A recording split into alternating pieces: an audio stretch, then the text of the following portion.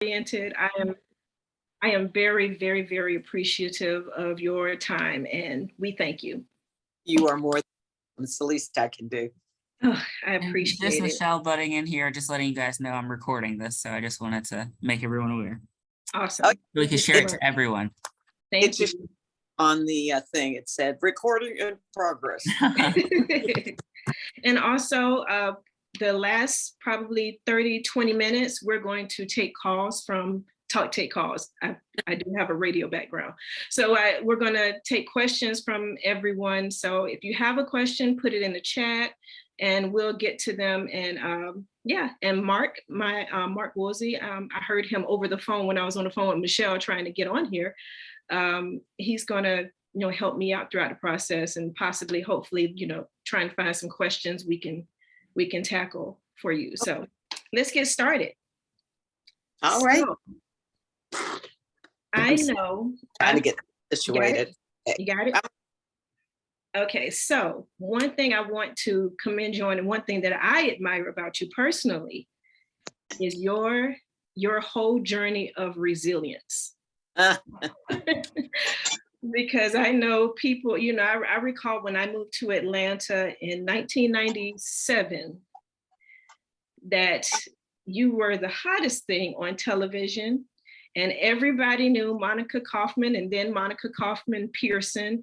And the big to-do was your hair. And finally the world agreed with me. Exactly. So I appreciate your resilience. So tell me, what is it that keeps you pushing and keeps you so dedicated to this journalism journey? Well, really, my mother said it best, that I came out of the womb with a deep voice and a lot of curiosity. So I've always been a child that kept asking questions all the time, and I never met a stranger. Mm-hmm. But to be honest, when I was in high school, I was on my high school newspaper, but it never occurred to me to have a career in journalism because I didn't see people who look like me working on TV. Mm-hmm. I still remember when I saw Ed Bradley doing the evening news, years later, that it was still, and I was working for a TV station by then. But anyway, high school newspaper, and I started working for the Black newspaper, Louisville, Kentucky, which is where I'm from, the Louisville Defender.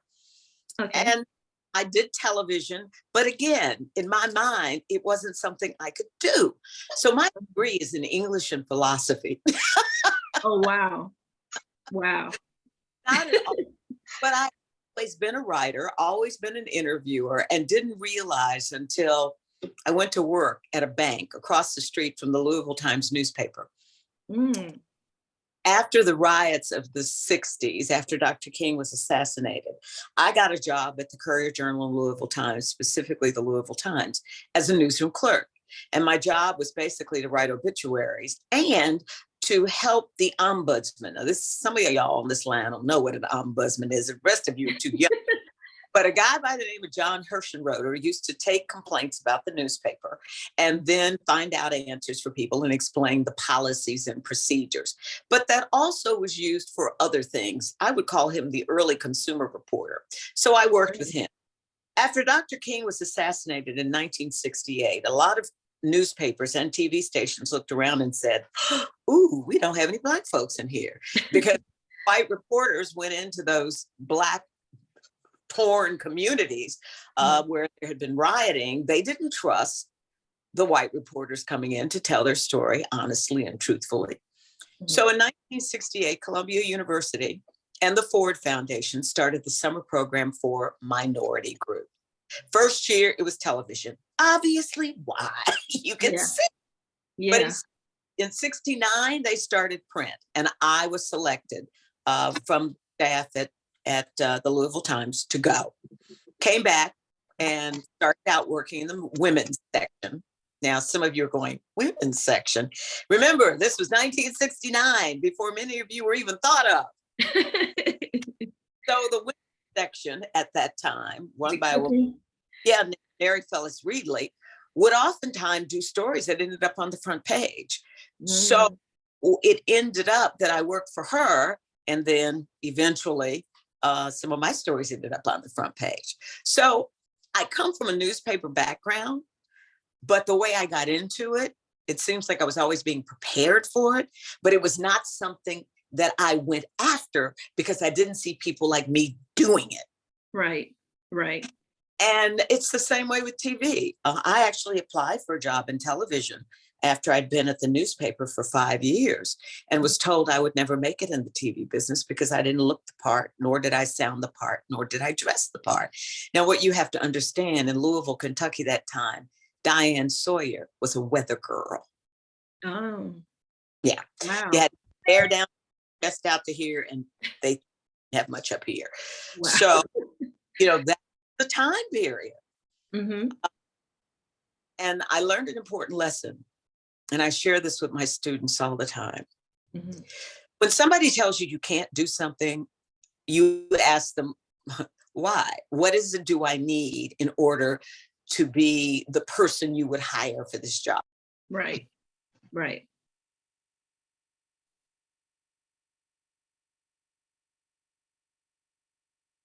I think the internet connection is slowing. Or can you hear me? Okay, I can hear you now. I can hear Okay. you. So I took a charm course to learn how to do makeup and do my hair. And the way I got a job in television, I was doing informal modeling at a restaurant. And this woman says, what do you do when you aren't doing this? I told her her husband was the news director at WHAS-TV.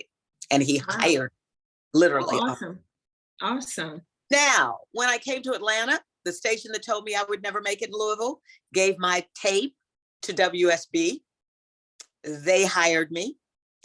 And I had a fro out to here back then. But because I knew I was coming to Atlanta, Georgia, where at that time, wearing your hair naturally was not acceptable. They wanted you to look more middle American, whatever that is. Right. So, stuck a wig on, looked the part, and the rest is history. Right, right. And I guess when you say resilience to me means knowing what's wrong, if it's important to you, finding out which steps you need to take to get where you want to go. And then once you get there, proving yourself and then doing what you wanted to do in the first place. Absolutely. So once I got established at WSB as the anchor and as the reporter and the person who went out in the community and spoke to every group there was, that helped me to have a really good rating, which in turn allowed me to do my hair however I wanted it. Right. Now, my contract at one time, I could not change my hair without the express opinion of the management. And you know where that went. Yeah. Yeah. I wasn't insolent. I wasn't, I wasn't being difficult, but black hair is black hair. One day it's beautiful like yours in a fro, and another day I might blow it out. The joy of the Crown Act for me has been people will no longer be stigmatized or held back because of the way their hair is naturally. It's nice to see young women, both white, Black, Hispanic, and even Asian, wear curly hair on the air because there's girls sitting at home with curly hair who says, that could be me one day. Absolutely. So that's a long answer to a very short question. But it's okay. It's okay because it's all important. It's all very important. It's all important. But I know one thing that I read before speaking to you that I love is that you don't call it retirement, do you? I call it rewirement. I laugh sometimes. My husband says retirement is the only thing I failed at. Well, but you can't help it because my question with that is, even in retirement, you were freelancing. Yeah. How? I loved freelancing in radio because it was something that I started out in, working in Black radio when I was 16 years old, doing voiceover work. That was fun to me. And so after I retired, when I was given an opportunity to work for KISS 104.1, doing a show of my own, why not go back to my roots. And I'm getting ready to do for the AJC a podcast, which is going to be great fun for me. I'm excited. I'll be starting probably until September. But what I'm doing is taking my personality interviews, and then I'm going to do some other stuff outside of that to put together a little half-an-hour podcast called A Monica Moment. Oh, awesome. Now, wait, is this the second or third job that you have coming up? Because I know I read about two. Is this one of the two that I read about, or is this the third one? Monica, yeah, the Monica Moment. I do voiceover work, so that's just a freelance thing. So that's one. And then I do for a WGCL/Peachtree TV, a personality interview show, which was like my close-ups that I did on Channel 2. They just didn't have the ability to have me do a monthly show. And Peachtree TV said, we'll take it once a month. And so I'm having fun doing that. So this will be job number 3. Okay.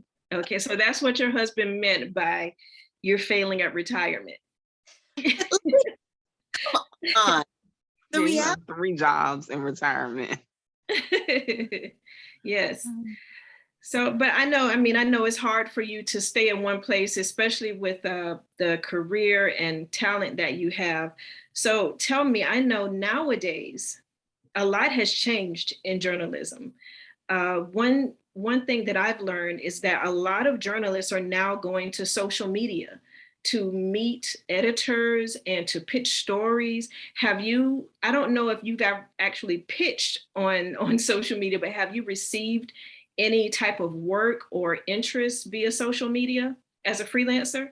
Well, what I like about social media and has helped me, it helps keep me current. And that's important. It helps me make contacts for some of the stories that I want to do. For instance, I'm doing a show on disc jockeys. And the only way I could reach out to a Bert Weiss was through social media. So yes, social media is important to me because it helps me make connections. Jatiga, I just have to tell you, I really believe in not rusting out. I'm going to wear out.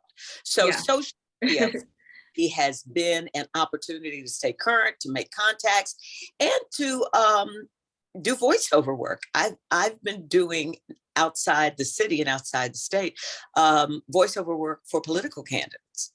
Oh, wow. So with that being said, how do you choose the jobs that you take? What inner voice is talking to you and say, okay, this is the one that you should take? So, and like, what type of jobs do you turn away? That's a good question, and I'll tell you why. Because there's some companies I will not represent at all. The first time when I look at a company, I say, what are they doing in the community? That's important to me. I look on their page and see, what do they do? How involved are they? Are they just making money? Are they giving it away through scholarships? Are they funding programs? So that's the first thing. I also look up their Better Business Bureau rating, because I don't want to be associated with someone who is a charlatan. And, I'm doing now something I could not do as a reporter. I can't choose who I want to endorse. And I have to make that very clear to everybody on here. I no longer am a reporter in the sense of covering City Hall, doing political stuff. I don't do that anymore. I only do personality interviews and endorsements of companies that either are involved in something that I love, like Meals on Wheels Atlanta, or teen programs, or it's an organization that I've already used. For instance, I represent, for years, I represented Castile Heating, Cooling and Air, but I used their services before I started representing them. But I know this is not something I could do when I was reporting. And to be honest with you, I don't see how I could ever go back to what I used to do as an honest to goodness reporter and anchor, because I've done commercials now. That muddies the water. Right. So I really that line in the sand. I can no longer be the one covering the governor. Now I can give him a hard time and get him to do a spot on the importance of getting vaccines for COVID, which I talked him into doing. As we said, we disagree on a lot of things, but we agree on the importance of getting a COVID vaccine. So I have really had to draw that line where I'm no longer that everyday working reporter because I've muddied the waters. And that was kind of hard. That was a hard decision for me to make. Oh, yeah, I can understand that. So with that being said, side note, thank you for supporting Meals on Wheels Atlanta. I'm on the Young Professional Board, so yay. So, but I wanted to know too, on the flip side of that, is there anything that you miss from being, when it comes to the comparison of being a hired reporter than being a freelancer? Yes, I really, because remember, I'm not doing what I really love to do, which was political reporting. Right. I miss that more than anything. You should see me at home when the debates are going on, when I'm screaming at the TV, why didn't you question? Why didn't you look up this research? Aren't you aware of this? That is still very much a part of me. So I miss it. When the political season comes around, I am chomping at the bit, but I can't do it anymore. I can't do it. But it doesn't mean that I can't send notes to people and say, you should have asked this. Look for this information. I'm sorry. I love politics. I love covering politics. And I tell you right now, there are so many questions that need to be asked that people aren't asking. Far too often we look at, quote, both sides of the story, when most times there's a third and a fourth side, and we just don't see it, or we don't talk to people who are affected by it, who can give us that other side. Absolutely. Now, with you saying that you're so passionate about politics, do you think when it comes to freelancing, do you think that it's good to have a specialty, or do you think it's good to, just to be open to any type of story? What has worked for you, and what would you advise someone who is a freelancer? Well, I prefer specialties for the obvious reason. Get good at what you're the best at. So for me, that's the personality interview. I love to interview people. I love to find out about things that other folks don't know about them, to get them to open up. Recently, I guess it was my March show, I did a piece on Jimmy Allen, and he opened up, much to my surprise, about talking about the fact that he's bipolar. And it was really interesting this week. I think it was one of the country music groups, newspapers, did a piece on Jimmy Allen being bipolar. Oh, wow. I think we lost you again. Hold that thought. Okay. All right. You're back. How long had he been in Nashville and no one had been able to get that out of him? Mm-hmm. Those kind of things to me are important, and it comes from doing research. Right. And so the more you dig, the more information you'll get. So for me, having a specialty is important. Yeah. Right. If you're freelancing on health reporting, you need to have connections at CDC, Morehouse School of Medicine, and elsewhere. Mm-hmm. So I like specialty. Yes, there are people who can do all kinds of things, but I find, for me, I get more work doing what I know best, and that's personality interviews. And that's because I'm assuming that you perform better because you're passionate about it. Yeah, well, I'm passionate about just about anything in news, but that to me, when you hear somebody say to you in an interview, "Boy, you did your homework," or "How did you find that out?"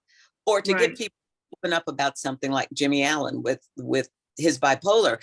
And I just did an interview with Ryan Cameron, and he's finally talking about radio, how he really feels and what happened with the Hawks when they didn't use him any longer. Right. And I know he had a health scare. So that makes a difference as well. So at this point in your career, what are some goals, some new goals, and how have they changed from your growth from before to now? Well, my new goals, and one of them I'm failing at right now because I'm doing too many personality interviews for this once a month show.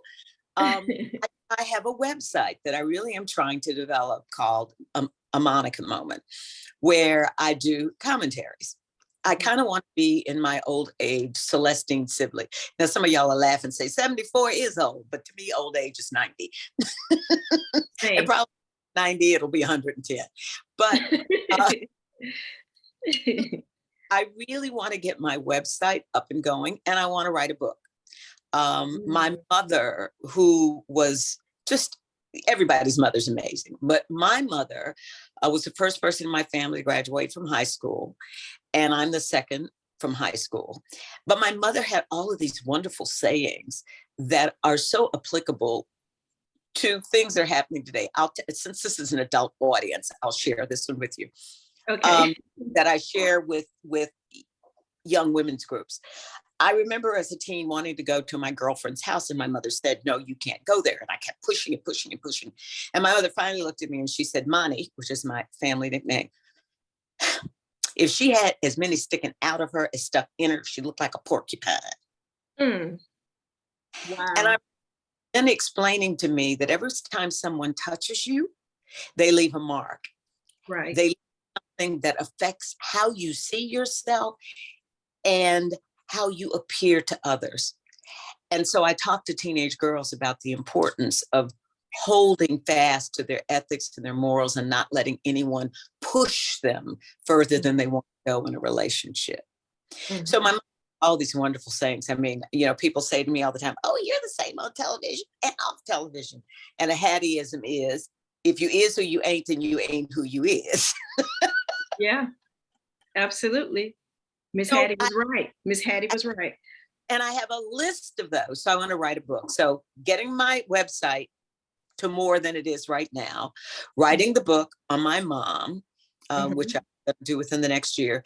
And then I'm toying with, note I said toying with, the idea of getting a PhD. I got my master's degree with honors from UGA when I was, thank you, at 67. So I'm kind of toying with the idea of getting a PhD, just so I can call myself Dr. Pearson.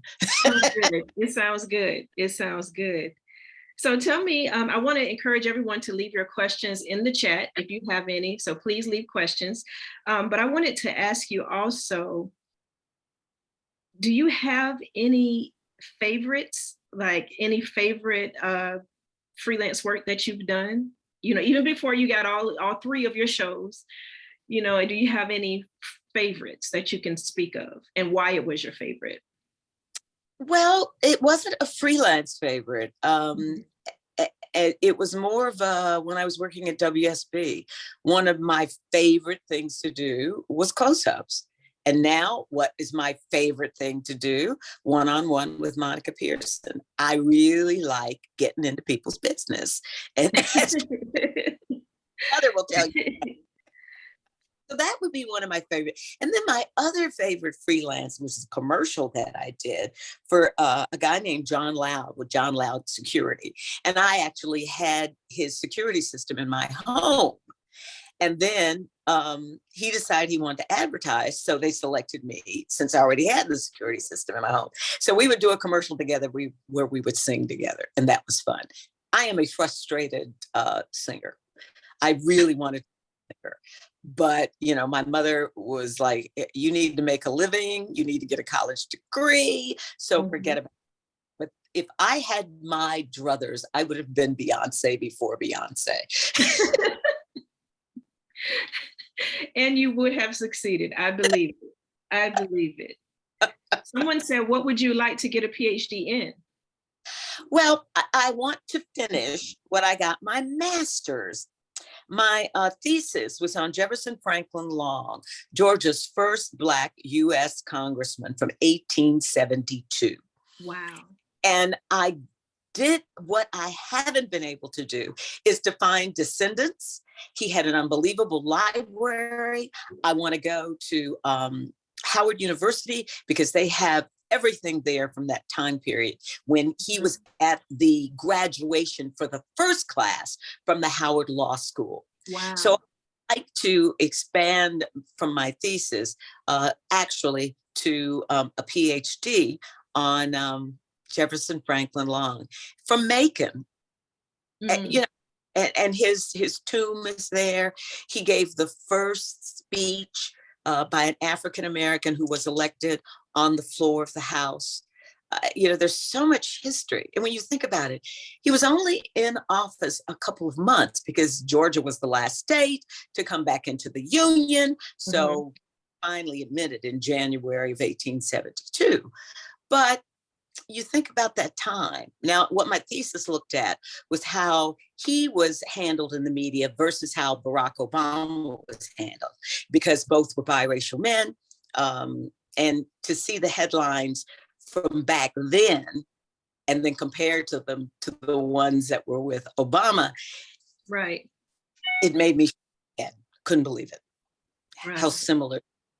Mm-hmm. Yeah. Mm-hmm. We really haven't come there. We have, but we have. Right. That's true. That's very true. So we have say again, I didn't hear the last part. Oh, Okay. I said we haven't come that far. Oh, okay. We have another question. In switching from journalism to freelancing, were there any pitfalls or challenges that were unexpected? Yes.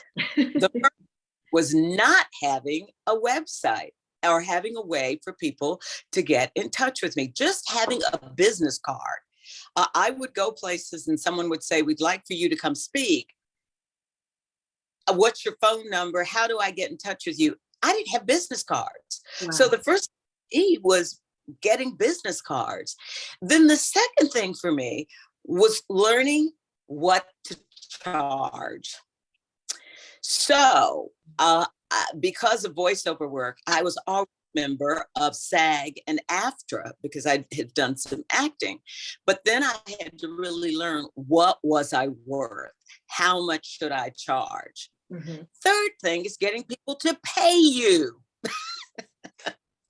Larger we know that struggle. Yes, Lord, that is a struggle.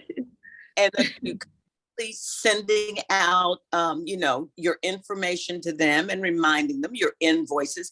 I had to learn how to do invoices. And it was easier to get jobs after a while than it was to get paid.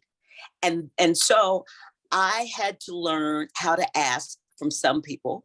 I wanted a deposit in advance because you learn pretty soon who's really going to pay you and who's really not, and who's going to drag their feet. So I learned on certain people to ask for an advance. I also had to learn how to say no to certain folks. How hard was that?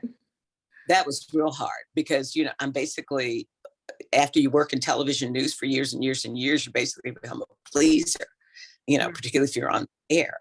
So I had to learn how to say no. And it's true with events that I do now. I never charge for appearances. But I finally learned if they're hiring a band and they hired a hotel and they're paying for this person and that person, why can't they pay for you? So I had to learn how to ask for money. Right. And that's hard. Mm-hmm. Yeah. So, and you have to realize they're paying for the years. They're paying for the years. It took me a long time to learn that. And I did sign up with the Speakers Bureau. Now, I still do things free for charities. I'm not going to charge a charity. They're using me as a fundraiser. But if it's a company, they get charged. And I signed up with a group in North Carolina, AEE. It's a Speakers Bureau. Mm-hmm. And they do all the negotiating, so I don't have to worry about it. Okay. So you still don't have to say no if you don't want to. That's right. You have someone to do that for you. That's awesome. Well, I've had to learn with some groups to say this when they push and push and push, oh, you were the first to do this. You were the first to do that. We'd be so. I've learned to say, if I drop dead tomorrow, who would you give? And that's real. It is very real. It is very real. Know your value. Mm-hmm. Your value. So we have another question. In your free time, have you had a chance to experiment with some new, more portable technology? If so, which one interests you most? Portable technology. Well, this phone for sure, or else we wouldn't be meeting tonight. Exactly. I was almost there too. So yeah. Also, I'm trying to think of what they call this thing. I had this thing that I got from radio that they gave me where the quality is amazing. It's like a tape recorder, but it's not really. And I can take the chip out and put it into my computer, download it, and the audio is just phenomenal.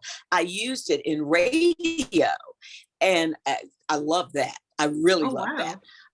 Yeah, it's just unbelievable. I've invested in a little box so that if I get voiceover work when I'm on the road, I can just put it around me. I have a wonderful mic that I can carry with me around if I need that.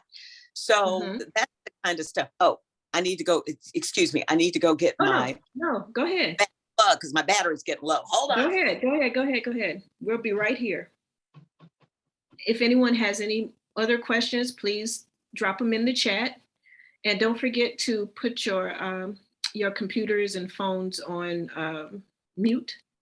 Just a little reminder. I think I heard some talking earlier. Now we're fine.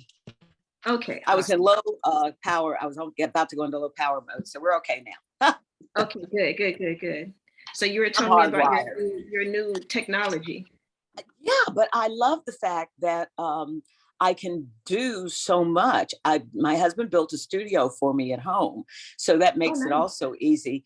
During COVID, I would have lost a lot of business had it not been for my home studio, because I was able to do that. I have Adobe Audition at home, so I can do my editing from there, my audio editing, and I'm learning to do video editing, because I want to do things on my website that would require me to use video.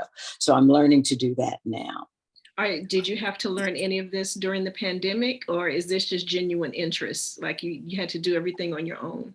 Well, during the pandemic, as I said, if it hadn't been for my studio, I wouldn't have been able to work. Right. So I had to learn to do that then. I'm doing the video only because I want to.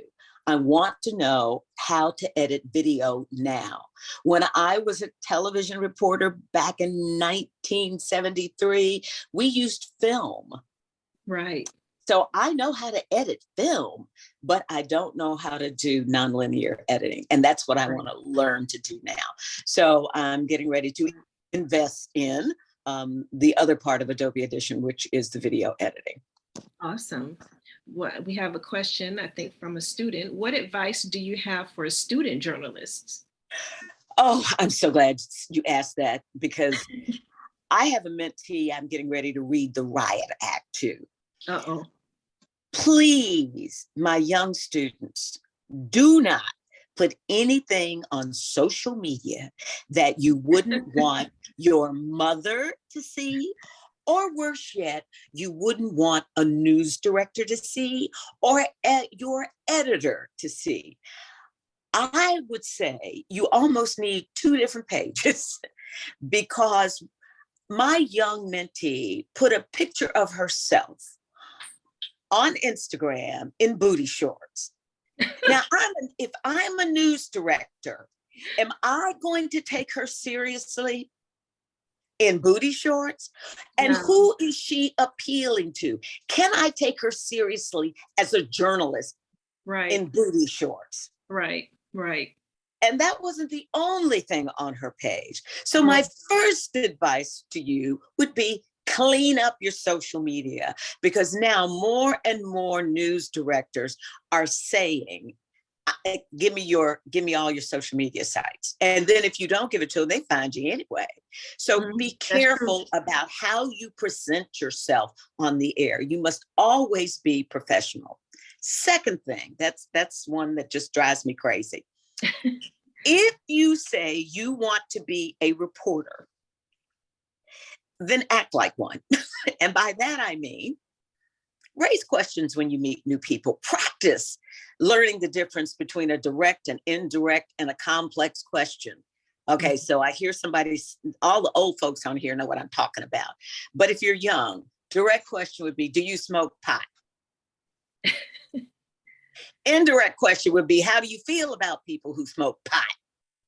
Yes. The complex question would be, when did you give up smoking pot? Because it assumes an answer. Yeah. Exactly. Exactly. So you've got to learn how to use questions to your advantage. You've got to do the research. That's the other thing. People say, oh, well, I'm going to interview this person, but you got to do more than what's handed to you on the piece of paper. You've got to do the research. Read a newspaper every day. Actually, read more than one. I read the New York Times every day. And yes, I subscribe to the New York Times on my phone. And I hate reading the newspaper on the phone and on my computer. I hate it. I hate it. Do you know I cried when I discontinued my print membership to the AJC? I'm not joking. Oh. I get print on Sunday, and the rest of the time I now read on my computer. And the only reason I did that is because the person who was delivering my paper half the time would not deliver it. It was a mess. So my point here is read more than one thing, and always read something from a different point of view. Mm. That's really important because it might be able to help you ask questions. So research is important to me. Being informed is important to me by reading newspapers and magazines on your phone, because that's what most of the kids do now. Right. I would also say, if you're going into television, I don't want to hear, I want to be an anchor. You need to be a reporter. Right. Because if you're in a story and your reporter is on the scene and they forget to ask a question, you got to have enough sense to ask the question. Anchors just don't sit and read anymore. Anchors have to report. So you got to be informed. You have to be a good writer. You have to be a good listener. That's the other thing. You have to be quick. Real quick. And the problem is a lot of times people will write their questions down and not listen, because sometimes all those questions in a row may get you answers, but if you listen, you may get something you didn't even have on the piece of paper. Absolutely. So along with being prepared, you should be able to listen so that you can therefore expand the story. And I always used to like to talk to people who were going to be affected by the story before I went out. So I would know how to ask that official about what they were concerned about. Right, right. So to my student, and then interview journalists. Interview journalists and find out. And the other thing I like to do, and I still do it, is when I read the newspaper, I try to take apart the articles to see what questions did the reporter ask to get that information. I still do that. It's just good practice. It's just really good practice. And then the last thing in your writing, which to me is everything, in your writing, it used to be, a newspaper reporter could write, Georgia Power Company got a 5% rate increase today. Right. And the TV reporter would write the same thing. And the radio reporter would write the same thing. What's important today is to tell people right up front how something's going to affect them. Because when you tell me my gas bill is going up $10, I'm going to turn around and listen to you. And I'm going to read the rest of that article. Yeah. Right. Yeah. So I always tell people, think about who's affected and how you're going to tell them they're going to be affected as quickly as you can. Right. Now, one thing I wanted to ask you about after listening to the advice you just gave the student, I recall when I was a student and I was looking for work, freelance or otherwise, I was given the advice of doing informational interviews, meaning try and set up time with someone at the publication or TV station or wherever, and ask them all the questions that I wanted to know about them, how they got there, about the organization. And so would you advise still that? Oh, yes. Because I know we're still in a technology age. So I know a lot of people put everything in an email, but I was very quick to get on the phone and do informational interviews. I think that's one of the most important things you can do, because feelings don't come across well in an email. A voice doesn't really come across in an email. Right. So, and not to be put off by someone who says, well, can you call me later? Yeah, I can call you later, and then call back later. And call back. Right. Yes. And Mhm. oftentimes many students get, it's like, well, I called them and, they didn't seem to be interested. Well, if Oh, you don't yeah. short, get up and go, you Mhm. won't go. Right, right. Because I've gotten jobs like that before. Yes, yes. Because it I agree. also, it displays your talent in interviewing and talking. And as a journalist, that's very important. So it opens their eyes to your talent. So And be that's, sure when you go that you already know something about that company. yes. That's real important. That again is the research factor. You're Exactly. only as good as your research. Right. And no booty shorts on Instagram. And no booty shorts on Instagram, no boob shots on Instagram. Guys, I don't need to see your pecs on Instagram. I mean, flex, I'm looking at Mark. Mark, I don't want you taking your shirt off and flexing, okay? Oh, Mark, take note. I sure. I mean, I do have a six-pack, but I think it came from the liquor store. So no danger that I'm going to have the other kind. So I won't take off my shirt. And there's one other thing I need to mention to my young journalists. And this is what I did when I was in the business. And I broke my rule a couple of weeks ago and now have gone back into it again. I'll never do this again. A lot of times you'll have people call you and invite you to restaurant openings and all these kinds of things. Right. Well, when I was reporting regularly, I never went to them because you never know when those businesses might end up in the news and you're covering it. I would never go. Well, I've been quote unquote retired for 10 years, but over that time period, I had not gone to any openings. I was invited to an opening at a restaurant. It sounded like fun. And so I said to John, oh, come on, let's go this one time. We'll never do it again. Because from that, I started getting other people asking me to show up to, how can I put this? I'm just going to be blunt about it. They wanted me there so that they could then bring people in to say, oh, she was there, so we must be good. Oh, okay. You were their validation. I was validation. You don't ever want to be in that position. Right. Yeah, it's good to get a free meal, but no, it's not good when you're being used to help them. So that was the first time I had done that. It's the last time I'm going to do it. So I've been getting these invitations and I've just been saying, no, no, no, no, no. I've never took free tickets for the obvious reason. Right. You don't want to be beholden to people because the very restaurant you go to, if they have a problem with the health bureau, they're going to call you and say, hey, can't you put in a good word for me? Don't be pulled into the, oh, I got invited to so-and-so. Stay away. It can cost you your credibility. And and the other thing, last thing for my young people, how could I forget this? Make sure you read the Code of Ethics from the Society of Professional Journalists, Sigma Delta Chi.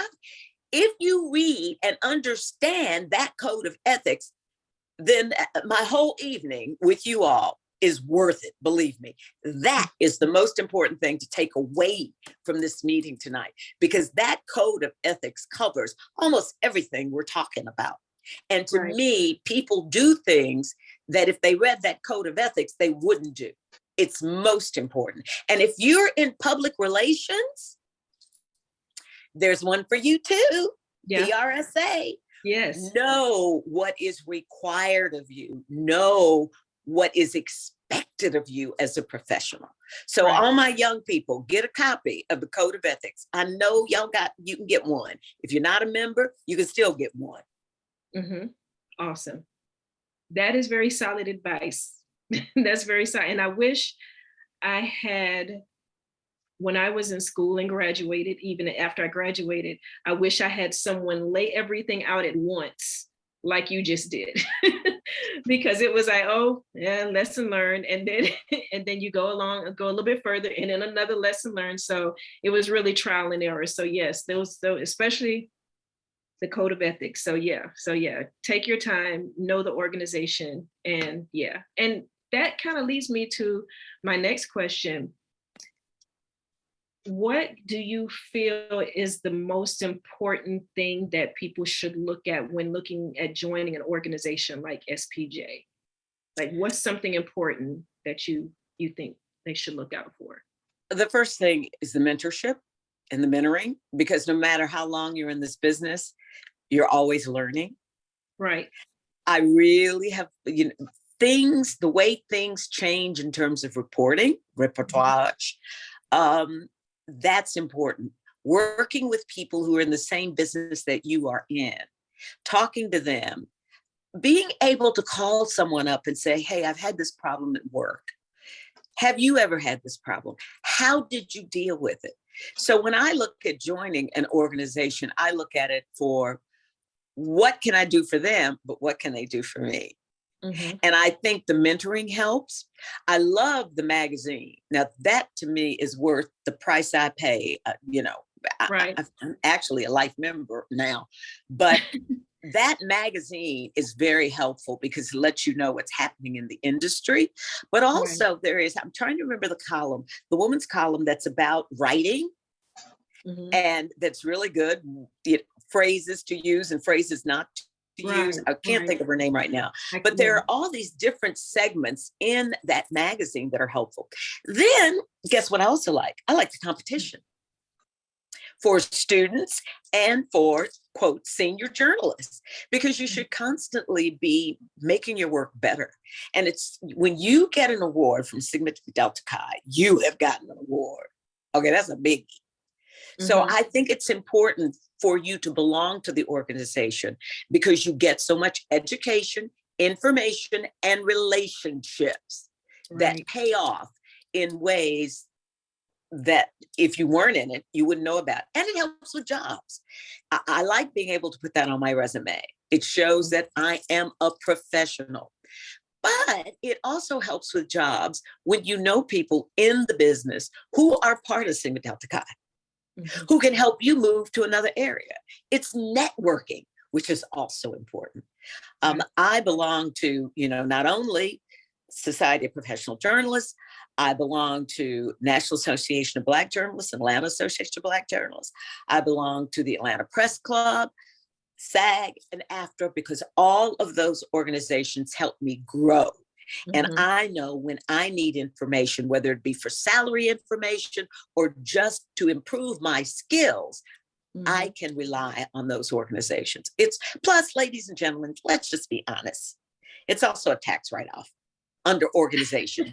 When you get to that place in your life where you are now, listing those things. Right. That's very true. That's very true. Words of wisdom. Does anyone have any? Oh, Mark was saying, is Paula LaRoque? Yes. Okay. That's the one. She does the best column. Oh, every time. And sometimes I'll look at it and I'll say, oh, I did make that mistake and didn't know that. I'm always getting refreshed with her column. She's really good. Oh, awesome. And believe it or not, I still keep the AP book, and it's older dirt, but I still keep their guide around. You just got to keep stuff around that keeps you sharp. Yes. Mine ready. Still have it. And I think that's something young people need to remember too, to get the tools that you need for your trade. Yep, that's very true. And take it seriously. Take it very seriously. So if anyone, does anyone have any other questions? I think I've run out of questions to ask. But this has been, yes. I got a question. Go ahead. Hi, Monica. Hey. I just wanted to say that I've been retired about a year. I was a freelancer for the last few years, but before that, I worked for the Journal-Constitution. And in fact, I worked in the WSB newsroom when I was on the website of the AJC, gosh, I don't know, 2010 or 2011, something like that. Were you back there with Fran? Yes, Jeffers? Fran Jeffers. Yeah. Yes, I was. But I was just going to say that since I've been retired in the past year, one of the things I've done a little differently is get involved with an organization called Braver Angels. And I just wondered if you'd ever heard of them. And I guess this is kind of a pitch, but I'm just thinking it might be an interesting interview. It's a nonprofit that the mission is to depolarize America, to, kind of reduce the political fighting a little bit. And it was started by a marriage and family therapist. Anyway, they bring liberals and conservatives together to discuss issues without fighting. So I don't know. There's a couple of people who run it in Georgia. It's not that large of a group. It's a And good one- story. It's a good Yeah, story. one, But it's not for me. No, okay. I But tried. here's what I'll tell you, and this is why I like forums like this, because this helps me and it also helps you. Mhm. First of all, it is a great story. It's perfect for television. You get the two groups together, but it doesn't fall under what I do, which are personality interviews. My slogan is people whose names you know, but after my interview, you'll know the person. Okay. So Okay. yours, that would fall under either public affairs or a news article. Now, who would I send it to? I would send it to the assignment editor at each of the stations. For instance, at Channel 46, it's just news at cbs46.com. At WSB, it would be, oh Lord, I did this for years. Why can't I remember it? But I think it's, news tip at WSB-TV.com. Every station has its own assignment desk. And the assignment editor's job literally every day is to find something to cover. But Mhm. I also find that reporter who does that kind of coverage. That's political. So it would be a Bill Nygat over at Georgia Public Broadcasting. It would be someone like, who does political reporting over at SB now? I can't remember. Rahul. And I'm not, but the point is, you get it. And then don't forget the folks at the newspaper. Isn't that the perfect kind of story for the newspaper? And I actually wrote a column about this organization, but now this actually gives me the idea to, the next time there's an event, send something to, the folks you mentioned. Yeah. Right. And don't just wait till the last minute. And let me be just horrible. People are lazy. So I think we froze a little bit. important Hello? are the people who are going to benefit. Can you hear me? Okay, I Yep. can hear you now. Mhm. That people who are going to benefit. So you got to line up a conservative and a liberal who've gone through this and have them be willing to be interviewed. Well, yeah. And Because people that get is- lazy. And so you've got to give them different sources to help them get to the story. yeah. In other words, you almost have to outline it for them. By the way, the name you're trying to remember is Richard Elliott. Yes, thank you. Thank you. Because he's really good. Richard is very, very good. Awesome. Okay, great ideas. That's a real good idea. I like that. Oh, and one other place that you never think about. Pitch it to Atlanta Magazine. We have actually, we'll try, we'll follow up. Well, but do it in a way that, let's see, what's coming up soon other than the November election? What between now and November would be where you could have this group come together to hash out things? Why, can I throw out an idea? Uh-huh. What about at the next hearing that the committee will be doing in Congress? We just had one yesterday. How about having a conservative and a liberal listen to them and then talk about it? That would be interesting. Yeah. That's Just an idea. Just an Mhm. idea. Yeah. And see whether they can, talk in the way that this organization teaches people to talk, which is about listening respectfully and with curiosity and learning something. And what about Bill Torpy? I love the way he writes columns. He'd be fun to get involved in this. That's true. Yeah. Right. Yeah. And that, ladies and gentlemen, is how you narrow down your pitches. It's funny to be on the pitching end now. Oh, no, but that was a lesson. That was pretty much a master class of how you should figure out where your story idea should go. So yeah, you have to go deeper, into who to talk to, how to talk, and how to think before you send it out. Yeah, So yeah, how to angle things. that was great. Thank you, Stel. Awesome. Hope Thank you you, got some new Monica. ideas to carry with you. Laura Downey says, who would be your first guest, people whose names you know? Can you tell us? Oh, let's see. The show was my very first guest for the show was Andrew Young. Oh, And- awesome. And so many people were shocked because they didn't know his background story. And to have his children talk about him, his children had never been interviewed together to talk about their father and their late mother. His brother had never been interviewed. So it was an awakening for a lot of people to learn about Andrew Young, who was supposed to be a dentist and ended up being a preacher. I did not know that. Yeah. And you can see it online at peachtreetv.com. And I will check it out. I will definitely check it out. Or you can go to YouTube and see it on Monica Pearson One-on-One, because there's a YouTube channel now. So when do you think you'll have your own personal website up and going?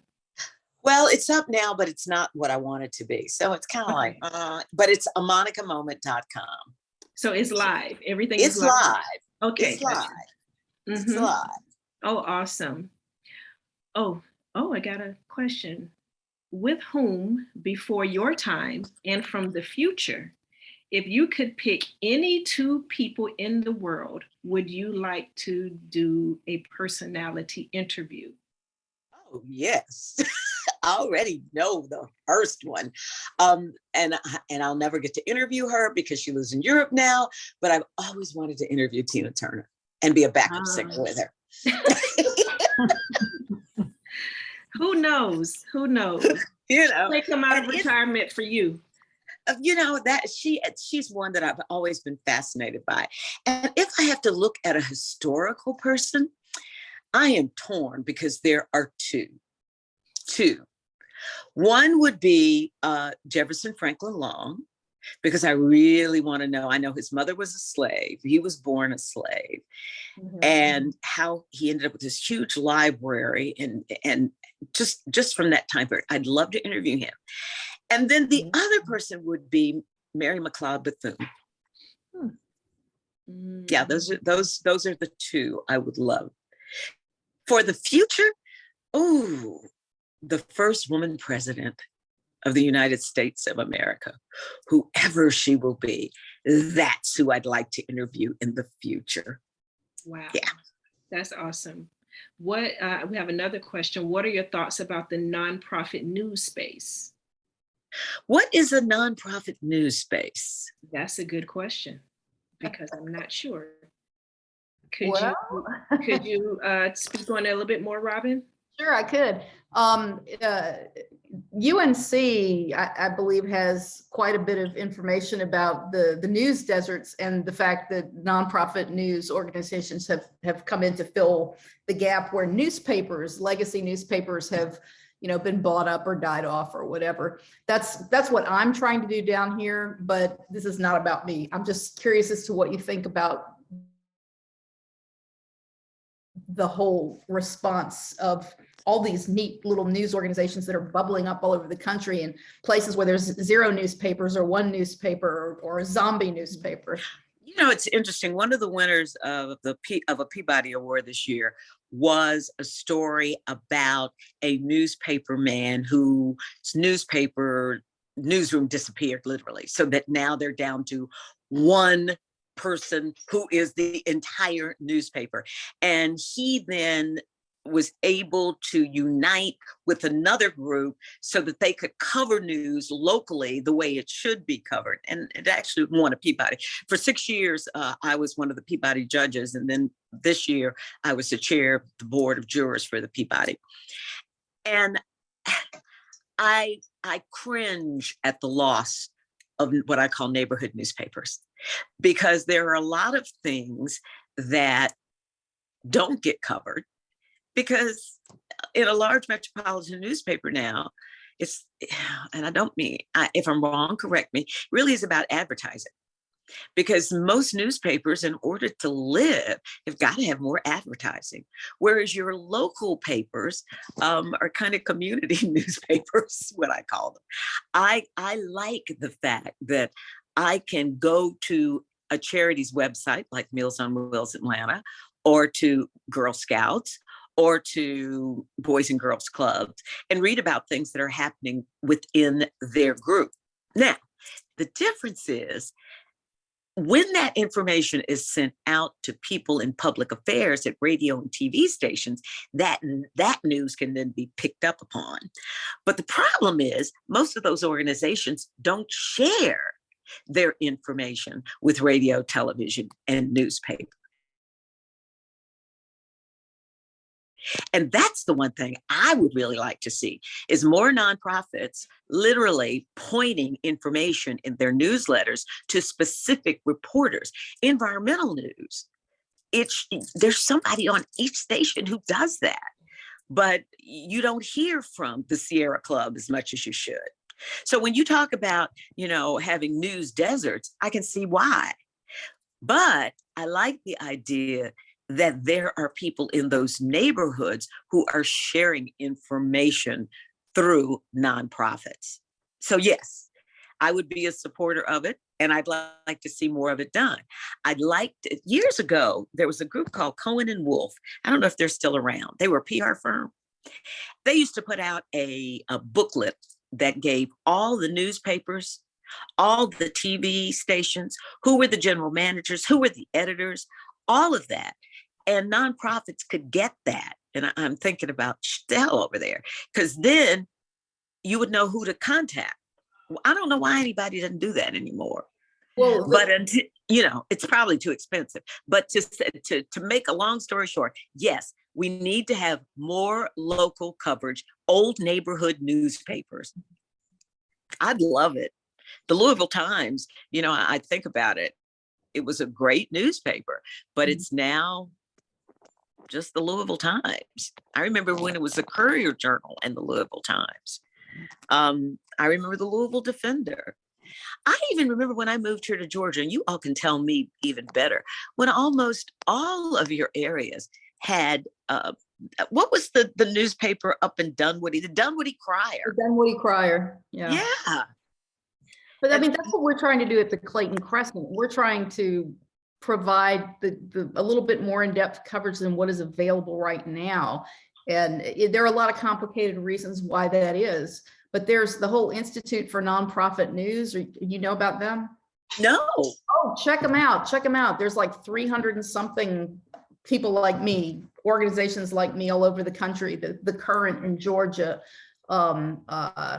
the Lens in New Orleans, just tons of these things. There's a bunch in the metro area that are all nonprofit news organizations that are trying to pick up the slack where, the papers are unfortunately unable to cover it because of staffing shortages or whatever. So do they send emails or send copies of those newsletters to the radio and TV stations? No, it's more like we're almost like a digital newspaper. So it's basically a website and we're just doing regular coverage.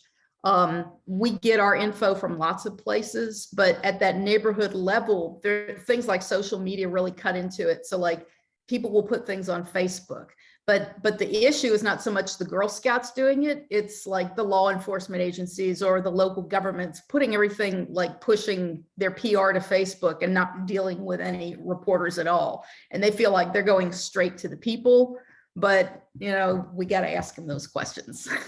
Yeah, you do. No, I look at, by being on Instagram, Facebook, and Twitter, I look at law enforcement because my husband was in law enforcement forever and ever. Amen. But I look at, I'm careful because sometimes I don't know what's real and what's, and I'm be interested in more about the Clayton Crescent because I live in Henry County. Yeah. So I would love to have more information, and I'm real easy. TV, the number 2 lady at gmail.com. TV2lady at gmail.com. All right. I don't well, mind sharing my email address because I would really like to know more about this. Sure. Sure. Check us out at claytoncrescent.org. I don't mean to be pitching or anything like that, but just you can go there and see what we do. Well, that's important to me because I do a lot of stuff in Clayton County. Like each year, I usually do something with the Clayton County Board of Education, you know, when they give out their student awards. So even though I live in Henry, I do a lot of stuff in Clayton, and it's still an important part of where I live.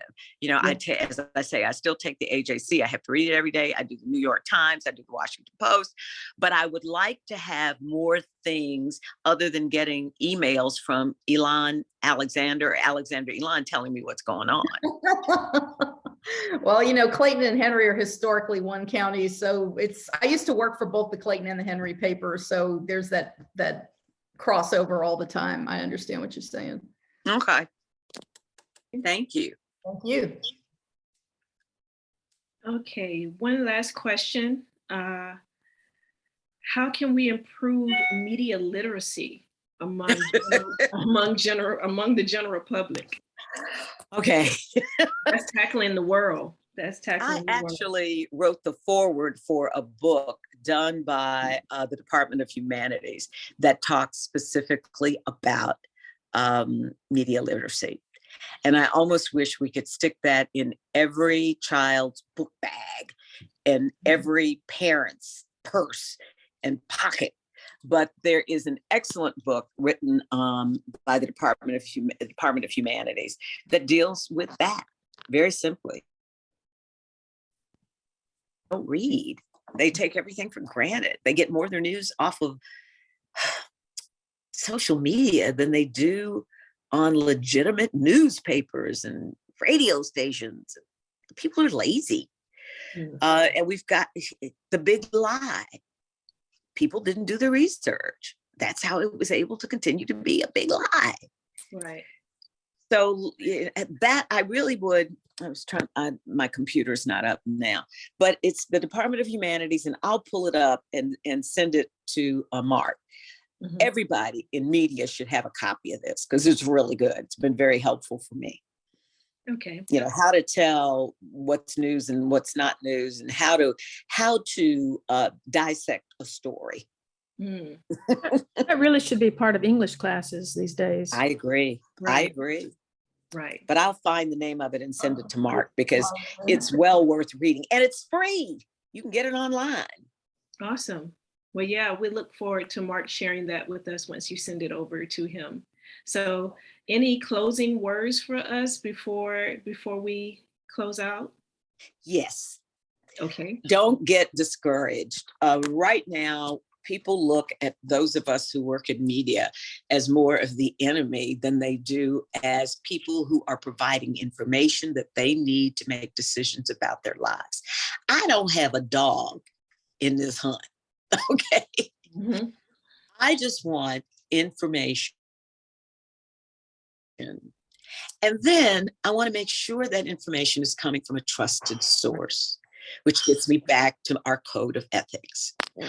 I want each and every one of us in news to realize what we do is really not about us. It's about the person who's going to read that story, watch that newscast, listen. People now don't seem to understand the difference between an editorial and reporting. Absolutely. Yeah. The lines have become so blurred. And that's why it's so important that those of us who are in the business as reporters need to constantly make sure we are following the rules and not letting, and that's the other thing, we all have biases, but not letting our innate biases color what we do. Being aware of our biases. The late Valerie Boyd was one of my teachers at Georgia. She was a friend. And the thing about it is she said she went into media because I spoke to her class when she was a little girl. And then years later, she ends up being my advisor at Georgia. And when she told me that story, I couldn't believe it. But she said, I went into news because of you. And then she took me to task because in a class I was writing something and she said, you know, you have a bias here. And I'm like, what do you mean? I don't have a bias. And then I realized she was absolutely right, that how I felt at that time about it had to do with welfare and pulling yourself up by your boots. And my mother pulled herself up by her bootstraps. You know, why I don't understand why people can't be successful. And Valerie pointed out to the bias in that. Right, right. So each of us has to be aware of our own innate biases and fight against them. So my word is simply, you know, keep doing what you do. Don't lose heart. And always remember what you're doing is not for you. It's for your viewer, your listener, your reader. And as long as you tell the truth, it may take a while for some people to come around, but eventually they'll go, you know, she was right. You know, he told the truth. Why didn't I understand that at that time? So that to me, and don't get caught up in the, what I call a crap. Do it if you watch Rachel Maddow on MSNBC. She did a story the other night that was a point of how we get caught up in the crap. And it was about O'Bannon saying, you know, oh, I can't testify because of executive privilege. He never had it. But everybody ran that story. Everybody was jumping all over it. How could he have executive privilege when he was never officially in the White House? Sometimes we get pulled around by our noses versus stopping and saying, wait a minute, you're just an average citizen. You're not in the government. So now all of a sudden he's like, oh, well, you know, the president allowed me. No, you never had executive privilege. But that's what I like about shows like Rachel Maddow, because she doesn't get caught in the hype. And that's the only other thing I asked you to do. Be that contrarian. It's not about you. It's about the viewer, the reader, the listener. I just wanted permission for that. Thank you. Well, we thank you so much for your time, for your wisdom, for being willing to share. We truly appreciate it. I've enjoyed this tremendously. I don't know about everyone else. It looks like I enjoyed it. From the faces I see, it looks like we all enjoyed it. So I appreciate it. Mark, did you want to close us out with the invitation or? Let me unmute. Okay. Actually, I said pretty much what I wanted to say earlier, but okay. Just to kind of circle back to it, we would love anybody who's on this presentation or who views it later, who's not a member of SPJ, to join up. It is a wonderful organization. This is the third chapter that I've been involved with, and at each juncture, it's had many, many benefits for me. Too many to go into. So, and the more the merrier. We're not a huge chapter at this point. We are growing, and the more we grow, the more impact we're going to have, and the more we'll have a positive impact on the profession of journalism. So that's the pitch. And I will encourage everyone by saying, if you become a member, there's room to grow. I am a living testament of that, because I started out just a member, not just a member, but a member, because all our members are very important to us. I started off as a member. I became active and started working with the Freelance Committee. I became co-chair of the Freelance Committee, and now I'm on the board. So there's, every year has been growth, and I'm grateful for it. So so we encourage everyone to become active and to work and to freelance your hearts out. We appreciate it. So so once again, thank you, Miss Pearson, Mrs. Pearson, for your time. And I pray the best for you and your husband and safe travels. Morning. Thank you for having me. Good night, everybody. All righty. Good night. Bye. Thank All right. you.